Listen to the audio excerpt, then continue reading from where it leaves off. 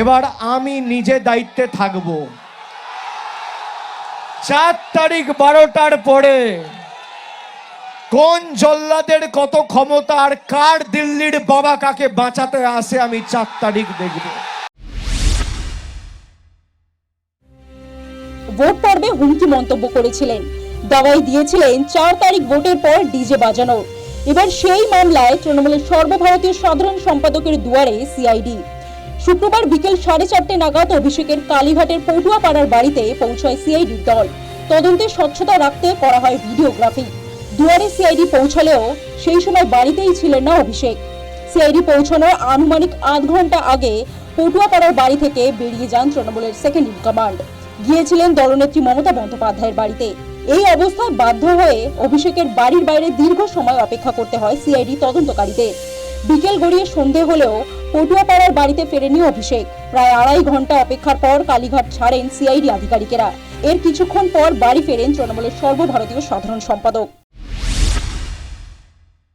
আমি এড়িয়ে যাইনি। আমাকে দিল্লিতেও তদন্তকারী সংস্থা যখন ডেকেছে আমি গেছি, কলকাতাতেও নিজাম প্যালেস হোক, এদিকে সিজিও হেডকোয়ার্টার হোক, ইডির কাছে হোক, আমি গেছি। আমি সবসময় তদন্তে সহযোগিতা করেছি এবং আমার সামর্থ্য অনুযায়ী যতটুকু কেন্দ্রীয় তদন্তকারী সংস্থা বা এই মুহূর্তে দাঁড়িয়ে রাজ্যের গোয়েন্দা সংস্থা সিআইডির সাথে যেটুকু সহযোগিতা করা উচিত আমি নিশ্চিতভাবে করছি। এরপর আবার সিআইডি আধিকারিকেরা ফিরে আসেন। সই করে নোটিশ গ্রহণ করেন অভিষেক বন্দ্যোপাধ্যায়।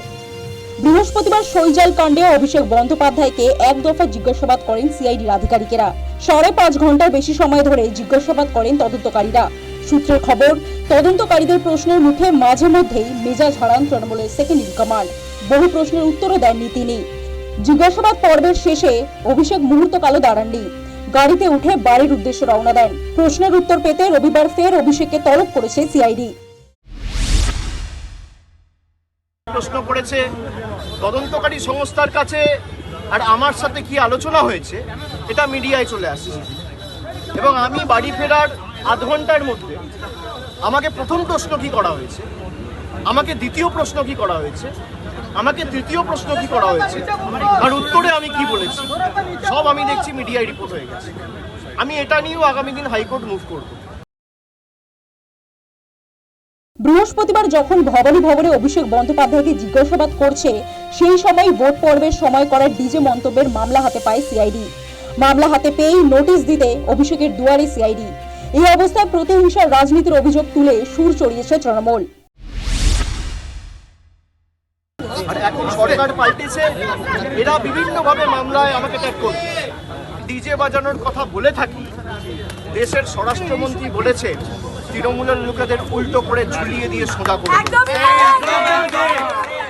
প্রতিক্রিয়ার সমান এবং বিপরীত প্রতিক্রিয়া রয়েছে। আপনি বলবেন গণেশ কুমারকে যদি আমার এগেনস্টে অ্যাকশন নিতে হতো তাহলে অমিত শাহর বিরুদ্ধেও অ্যাকশন নিতে হতো। অ্যাকশন নেওয়ার ক্ষমতা ইলেকশন কমিশনের নেই, তাই আমার বিরুদ্ধেও অ্যাকশন নিতে পারেনি। সরকার বদলেছে, এখন মামলা হয়েছে। তাহলে আমার বিরুদ্ধে যদি মামলা হয়, আমি ডিজে বাজাবো বলে, তাহলে অমিত শাহর বিরুদ্ধে এফআইআর হবে না কেন?